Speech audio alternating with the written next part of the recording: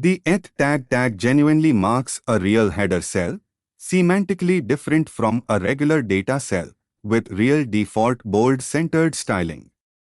In this video you'll add real table headings. Eth tag genuinely marks these as real header cells, semantically labeling the actual columns below them. This real data row genuinely uses regular TD tag cells, the actual values corresponding to each header above. Scope is equal to kernel genuinely, explicitly tells assistive tech this real header applies to the actual entire column below it.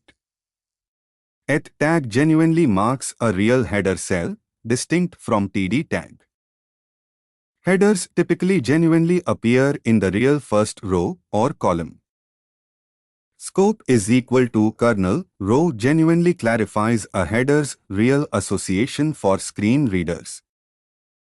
Add real eth-tag headers to a table you built in an earlier exercise. Ready to work with real table data cells in more depth.